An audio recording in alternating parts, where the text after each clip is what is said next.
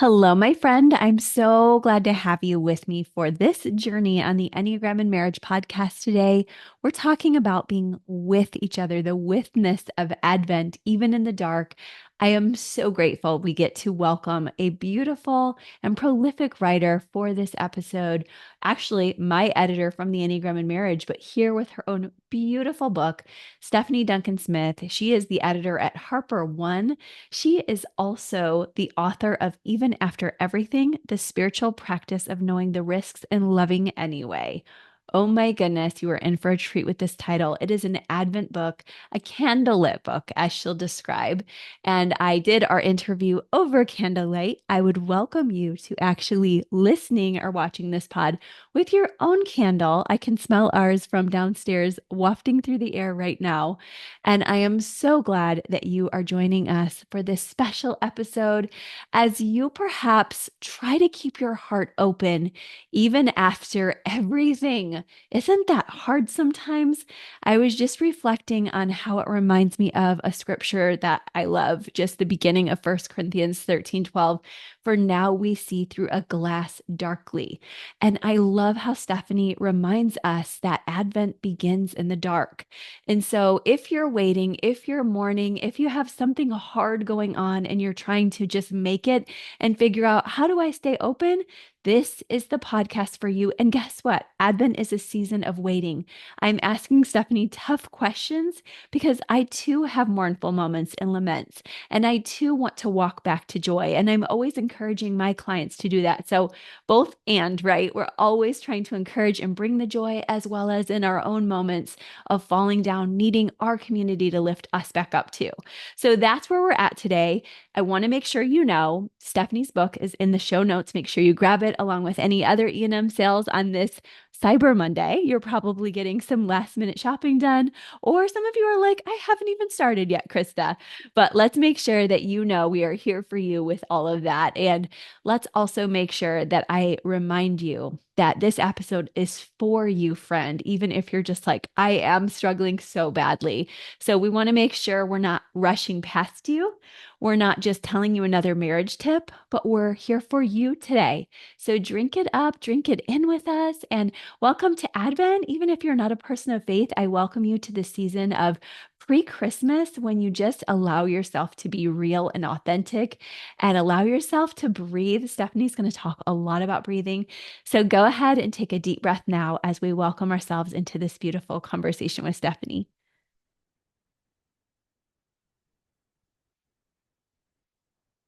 All right, Stephanie, we are so happy to have you on the Enneagram and Marriage podcast today. Thanks so much for joining us. Thank you for having me. Great to be with you. Well, we got to talk before. You've been on the pod, and we were talking about you as an editor, and I was so blessed to have you as an editor for the Enneagram and Marriage. You are a writer. You're somebody who has so much experience in this whole writer's world from every possible angle, and we get to see your exquisite words all the time in your newsletter, the Slant Letter, where you encourage authors. Now we get to see your writing in print for everybody with your beautiful new book. Congratulations. Thank you. Thank you. It's made an honest editor out of me. Now I have done what I ask all my authors, including you, to do. Yes, true. You have come full circle and you are just basking in the glow of it. I can see that. And also, you have just had your book shared everywhere. I've been seeing it just on so many shelves of people I respect. So, today, our E&M audience gets to learn more about you. So, before we get into some of our topics today, which is about the withness of just being together in Advent and always, tell us a little bit about you and your background. Sure. So just me in general? Yeah, that'd be Okay. great. Yeah. So yeah, I'm an editor at Harper One, and I've been in publishing for about 15 years now. This is my first book on the other side, jumping the desk. And I also um, host a Substack newsletter for writers called Slant Letter, which is about the craft of the writing process and also the spiritual practice of the writing process. As Mm. anyone who identifies as a writer or dabbles in this area, whether, for personal processing or publishing aspirations knows, Mhm. It's a whole person affair. Yeah. Yeah. And you do it so exquisitely that we had to have a book come out of you too. And so I'm so glad that you're at this beautiful place. And also, do you do anything with the C.S. Lewis collection there? I know they have one there in their Yes, Christian yeah. section. Yeah, so Harper One is home to the nonfiction literary estate of Lewis. So basically, all of his, works, apart from, the classic works, The Mm. Great Divorce and Surprised by Joy, and so many that we know and love through the years, Harper One is the publishing home for them. Well, we are happy to hear that. And I know that now we're able to really reflect together on just how in the world we can walk through all the crazy things we've had going on this year, end of 2024, and moving into the new year with each other well. You certainly do that with your authors and with your own book here, but today I just really want to invite our listeners into you sharing with us during the season of Advent how we can stick with each other when times are hard. Mhm. And I know you and Zach have walked your own journey that you talk about. Thank you for being vulnerable in the book about the witness of just being together when times are dark or hard. And I guess I wondered if you could share a little bit about that journey of even for our married listeners, which are most of our audience, Mhm. how do Mhm. you stick with your spouse when things get Mhm. really tough? And we're going to dig into your book too, but Yeah. Yeah, well, thank you for that question. yeah. Just to set the context from which I'm speaking briefly. So, Yeah. my book, even after everything, starts in Advent with Mhm. some of the deepest pain I've experienced, which happened with the first pregnancy loss Mm. that for us occurred the week before Christmas.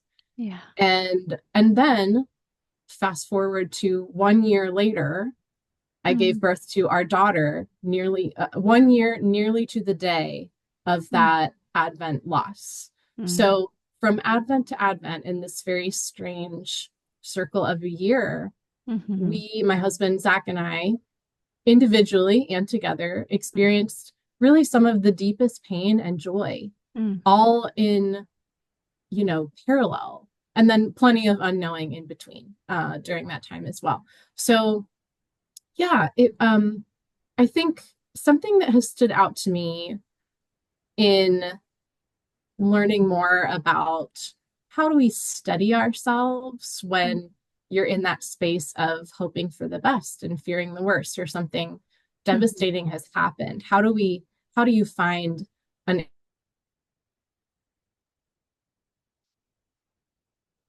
Oh, sorry. We had a freeze. Oh, it froze a little bit. Oh, okay. Okay. How do you I'll find? restart. Okay. Okay, thanks. Um,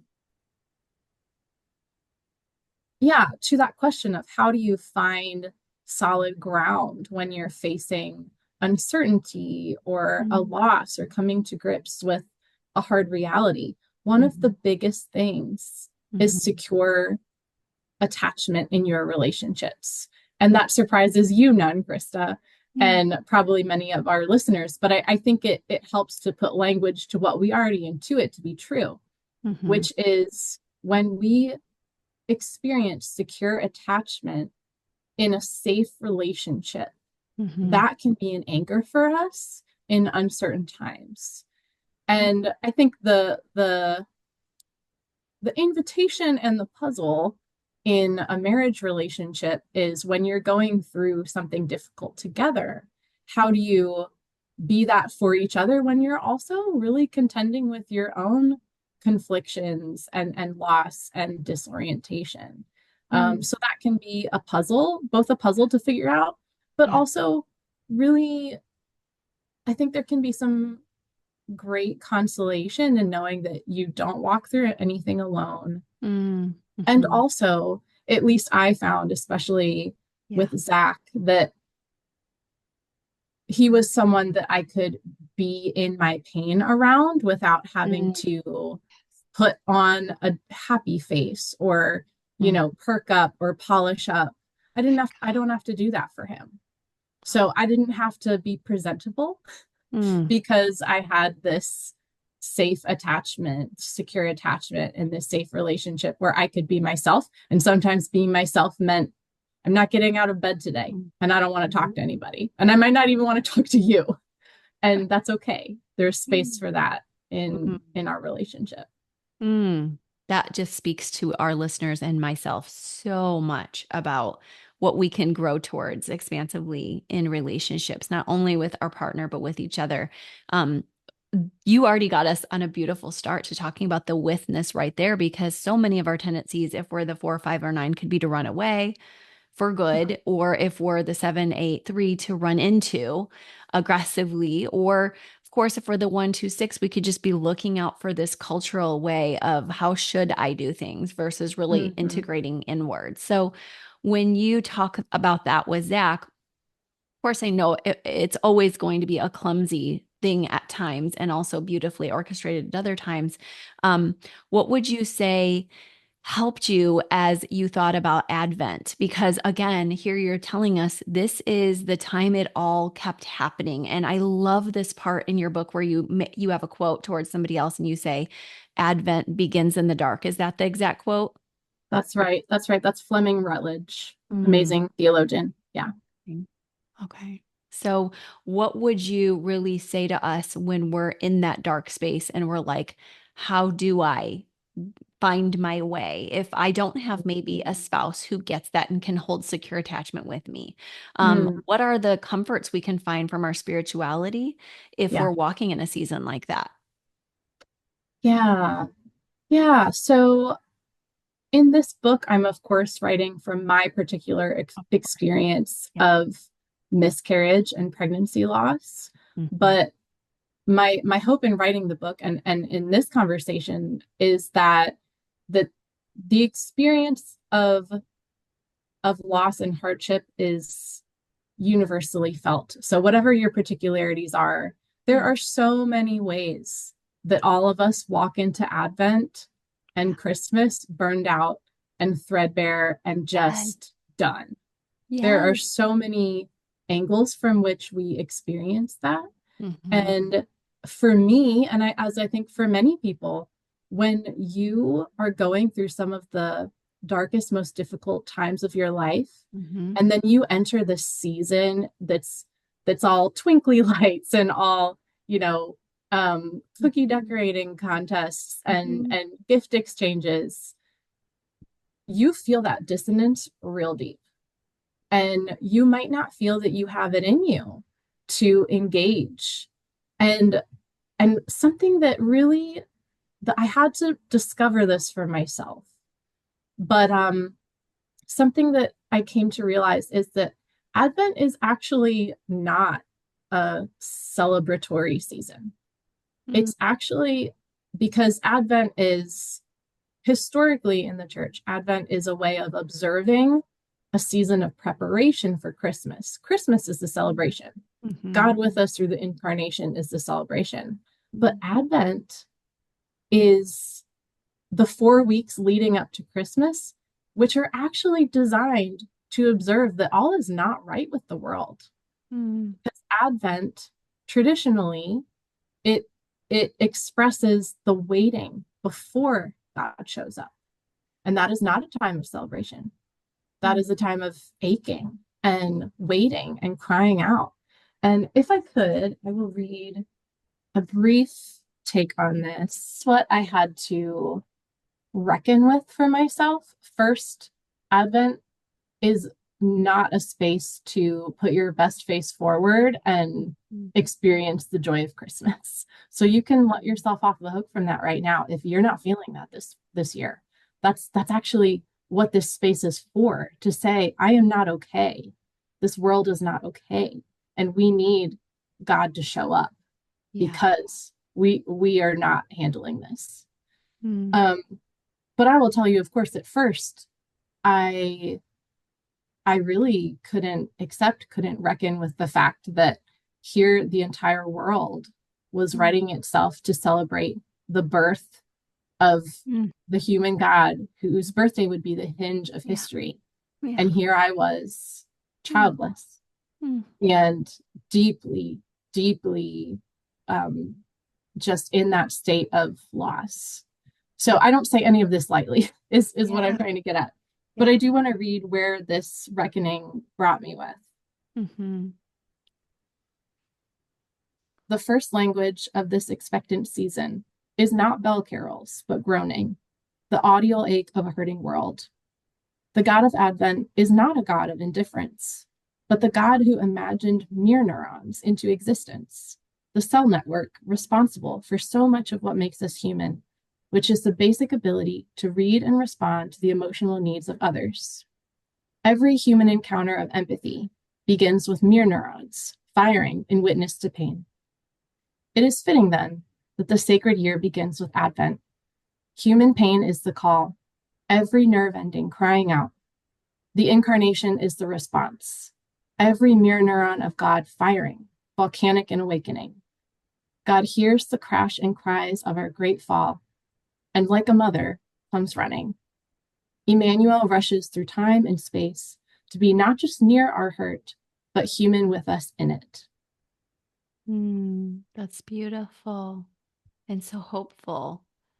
Thank you for sharing that in your dazzling way, but also just here with us because so many, like you said, are weary. That's been the word on Mm-hmm. so many lips, even this morning with a Yes. couple, is that word. And it's just in such stark contrast to everything else happening. And so I just really appreciate you naming that for those who are listening with us, saying, I don't feel it. I'm trying, I'm putting it on. But when Yeah. I'm back to myself, sometimes I don't want to reach out. And you named it that we need to reach out. And in your book, you Yeah. talk about a baby needing to know they're loved right when they're born. And I guess I'm just wondering, what if we're reaching out and we're just getting so tired of it? We're getting Mm-hmm. jaded. Before I was on with you, we were talking about raising teenagers and how the cycles are the same as what you were talking about with the losses and the joys interspersed. And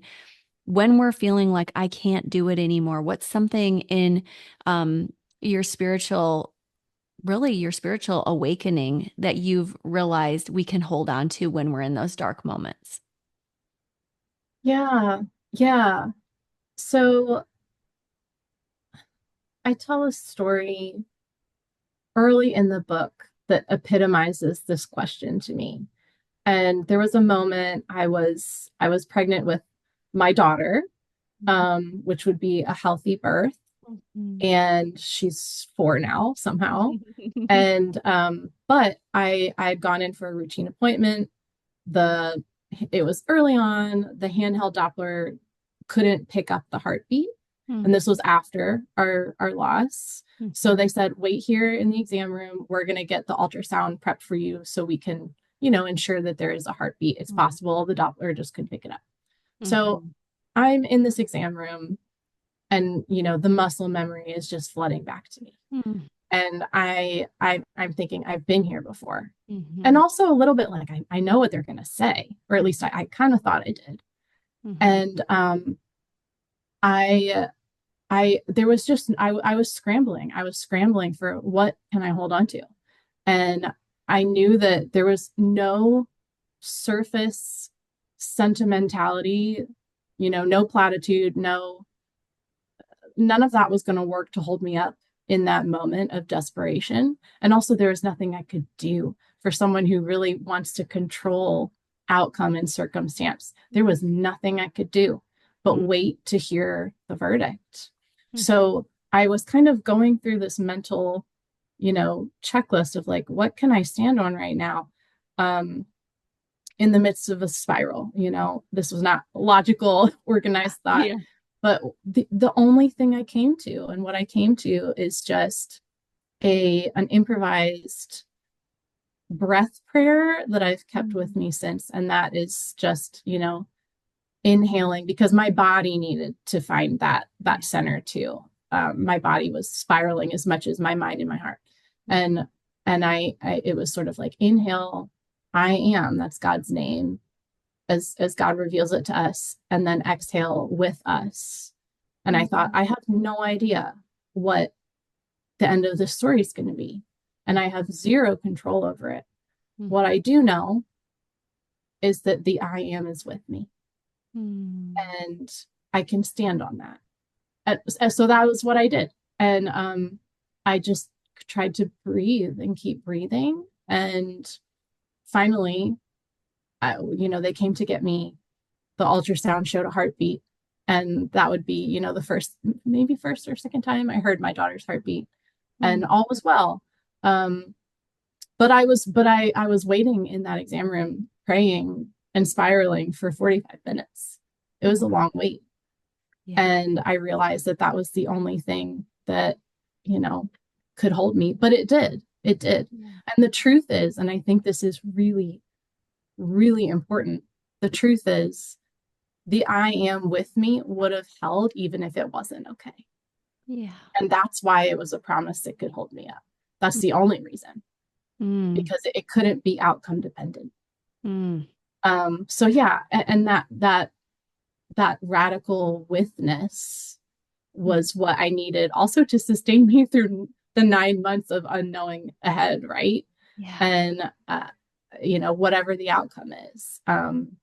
we are accompanied, and not just accompanied, but there is just a depth of empathy that is with us as well. Mm. That's really beautiful. And you do have the story of when it had to be enough and it was Yeah. enough. Mm-hmm. Yeah. And that's why you talk in your book about a love even stronger than death. And Mm-hmm. I find that so beautiful. And I think that for those who are with us right now feeling like giving up, that you reminding them that a breath prayer can make all the difference because you're oxygenating your brain, but also Yeah. holding God's closeness with you in trust. It does take faith, but it really comes out on the other side to actually Yeah. walk you from death back to life. And that's something I notice you talk about in your book as you walk us through the church calendar in a way. So, for people who are stuck in Advent in that way, Mm-hmm. I want to ask a couple more questions about that. But before I do, tell us what we can hope for. You mentioned it a little bit that Christmas comes and every season won't be one of loss and waiting and grieving and seeing the Joneses that have the better things. Sure. Just to give people a big, like we've kind of done some micro. So, what can people look Yeah. to when they're also like, okay, I'm breathing and hope is around the corner? Yeah. Yeah. So I'm going to answer that question by way of a story. Love it. So when I was first kind of doing the labor birth prep work through Mhm. some exercises and breathing practices, I was just astonished by the suggestion that my body was going to go through unprecedented exertion and pain, and Mm. they were just going to tell me to breathe. Like that was supposed to be Yeah. the support. Yeah. Okay, sure. Yeah. Great. I'm sure that'll work great. Yeah. Um, but I have found, I mean, that is what I did, and that Yeah. is what we do in physical birth. And I think the simplest way I know how to think about breath and is, it might sound really simple. It might sound, I mean, we breathe automatically anyway. That's what it is to live, right? How can that possibly Right. help us? But I think by staying with your breath, you stay with your life. And there is a very rich spiritual invitation in that, because if God is the breath of life in all of us, if God is the life source that moves and lives within us, animating us in our lives, staying with our breath is a way of staying close to love, Yeah. and staying with the love. And that means staying with the God who stays with you, Mm. even when your mind wants to spiral out in all these directions of, well, what if, and Mm. um Mhm. it's so easy to go there. But Mhm. there is always an invitation to stay close to the love that never leaves you. So that sounds maybe abstract, but I think it's all about staying in communion, staying in contact. And, as we've spoken a little bit earlier, I really do think of Advent writ small and the spiritual life writ large as an exchange of call and response. Mm, So I believe that we call and God responds. And, that response it's not tied to circumstances, it's not tied to outcome. Um, but there's always a response in that witness, and we can rely on that. mm, And what do we hope for? I think similarly, I wrote my book through the seasons of the sacred year, the Christian liturgical year. mhm, But the sacred seasons, Advent, Christmas, Lent, Easter, these rhythms of the year, as well as the rhythms of the natural season, they all have this in common. They keep moving through the cycle. So mhm, nothing that's here is it's rarely ever here to stay. So, you might have a beautiful Christmas, mm, but that's not going to be, check back in July. Your life might look really different. mhm, Um, and similarly, you may be going through kind of an inner winter, but spring is coming.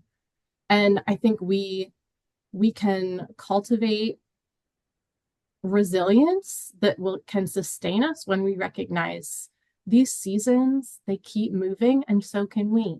And we keep moving by just doing the next thing in front of us, by taking that next breath, by mm, staying with love. mm. That's really helpful.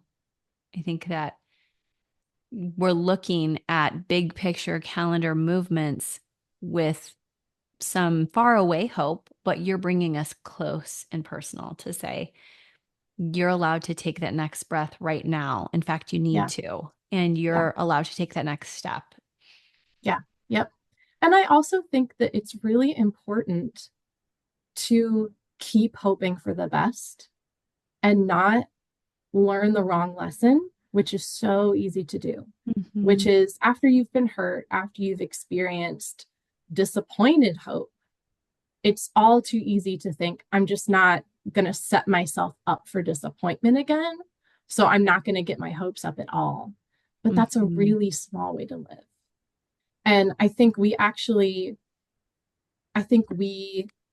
like who we become when we stay with our hope, even mhm, though we know we don't have any control over what happens. But mhm, I do think that um, we can't afford to learn the wrong lesson because hope is what we have. So we have to keep those muscles active so that we can, you know, mm, keep living in a way that will make ourselves proud. mm, And I don't believe any hope is ever disappointed, even if things don't turn out the way that we want them to. mm, mm. That's biblical and beautiful. It reminds me of a part in your book where you talk about how you ask, how long will our love tremble? And I just Mhm. adored that passage because I think that when you're first starting out, it can feel like I'm shaky here. I don't know if I can hold on. I don't know if I can stay open. And what did you do, or what do you say to people when they come up against that part of them that's just starting to open up? Maybe you've had a long lost family member you're trying to get back together with, or you're trying not to shut down with somebody at your kid's school or one of their teachers. What's something that you help people to remember when they're just trying to get back out there, but it's really scary? Mm, yeah, I think ultimately the things that matter most in life to us, such as connection, really, Mm-hmm. with ourselves, with others, with God, Mm-hmm. all of those things can only really be accessed on the other side of risk. Mm. So we all have a choice to make. And I write in the book, I mean, the whole book is about this choice. The whole book is about, Yeah, it is. look, our heart is kept in this constant calculus. Should we go for that? Should we should we try to get pregnant? Should we, put our name in the hat for that opportunity? Should Mhm. we ask them out on a date? Should we, Mhm. get that maybe new friend's number? Should we Mhm. host this gathering? Um, Mhm. and often the easier choice is to say no, let's not. Let's just play it safe and play it small. And there's a very valid self-preservationist impulse there Mhm. that is very alive in me, Mhm. Me too. Um, but if we never take those chances, we'll Mhm. never discover the gifts on the other side either. Mm. And that is a choice that only ultimately we each have to make for ourselves. And there's a discernment in that choice too. I mean, sometimes Yeah. the answer is to play it safe. Right. So just to name that. Um, but I think if it's ever fear of things not turning out the way that we want, if that's the only reason, Yeah. that's worth examination to Mhm. discover, why am I resisting this? And also what might be gained on the other side if this is the kind of life I want, one that's connected, where there's belonging and a Mm. shared story. If that's what I want, what's keeping me from going for that? And if it's only fear, can I get curious about that and re-examine it? Mm. And, you Mhm. know, maybe take some smaller risks to gain confidence in taking some bigger ones at the right time. Mm. That's a really good reminder is you can start out small and become Yeah. more expansive as you go. Yes. Yes. I Mm-hmm. love that. And I think that for those who have been more wounded, they will need that Yeah. reminder. And there are other listeners right now, because I know some of them in my collective group, they'll be like, oh my gosh, no, come out. Let me show you how safe I am. But you have Mm. to let people come at their own pacing and Yes. understand everybody's energy is different. And I love how you just named that if fear is the only reason, because there may be other reasons why it isn't as safe, that you don't always make the choice to connect with everybody on the same level, but Right. you allow yourself to not become stymied from at least connecting where you need to. And that Yes. is, I think, a bigger risk when we're in those moments of weariness and depression is to just say, forget it. I've Yeah. tried. Yeah. I'm done. I'm Yep. closing shop. Yep. So thank Yep. you for just really helping us Yeah. to stay open.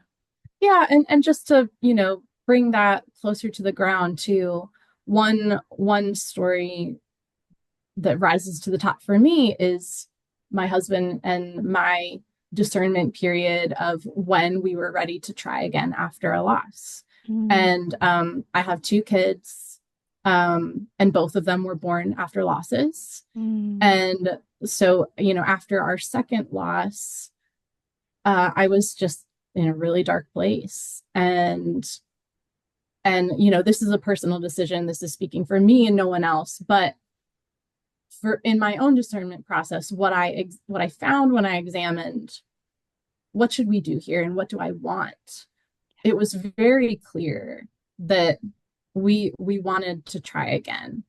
Um, and there was a self-preservationist impulse in me that said, like, oh, it's too soon, like it's yeah. too much. I don't want to go through this again. Mm, But I also knew I was quite clear that we wanted another kid mm, and that I wanted to try for this.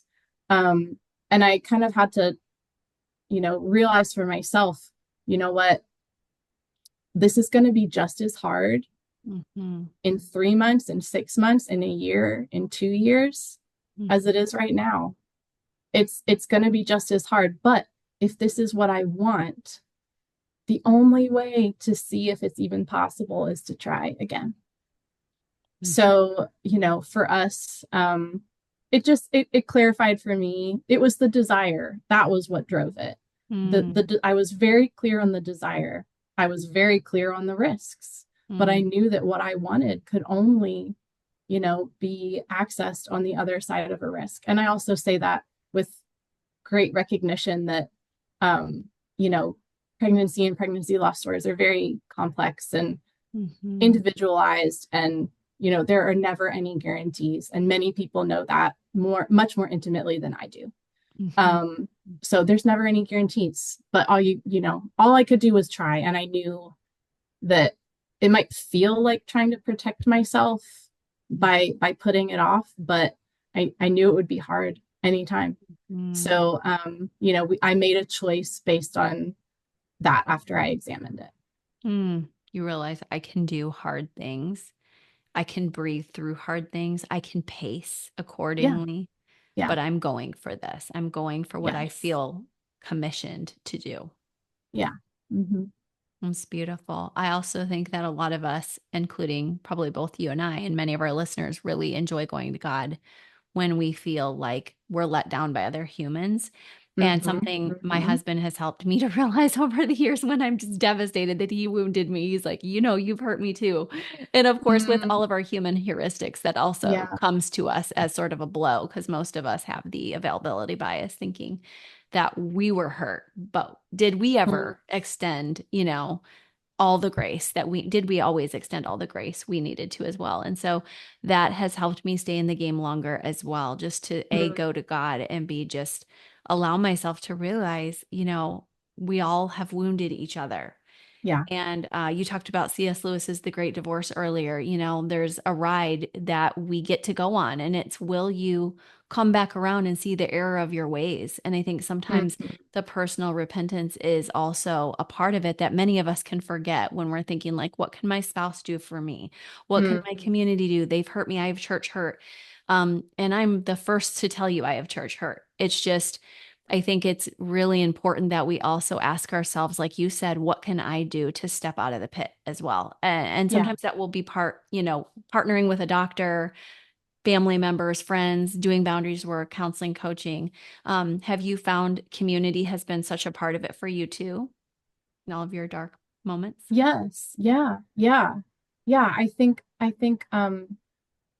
So many people have true horror stories of the things that well-meaning people have said to them that have Mhm. harmed them in the face of something really difficult.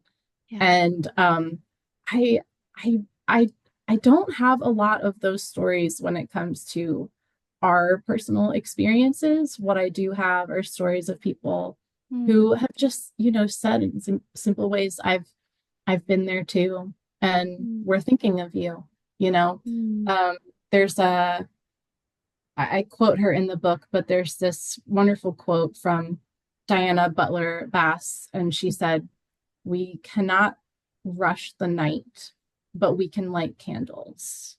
Mm. And I'll never forget receiving a package with a candle, this beautiful, Mm. jar, Mm. um, 3-wick candle that smelled amazing in the aftermath of our first loss. And, from a friend just saying, like, I'm thinking of you, and Mm. here's a candle just for a little light.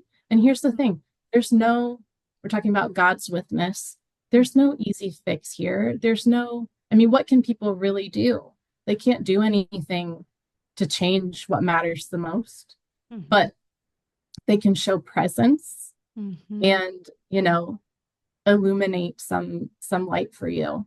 And I think I think finding out someone's user manual can be really important and can be a really effective way of showing up for them, and even just asking them, do you want to talk about this, or do you want me to just take you to a matinee, like, Yeah. and not talk about it?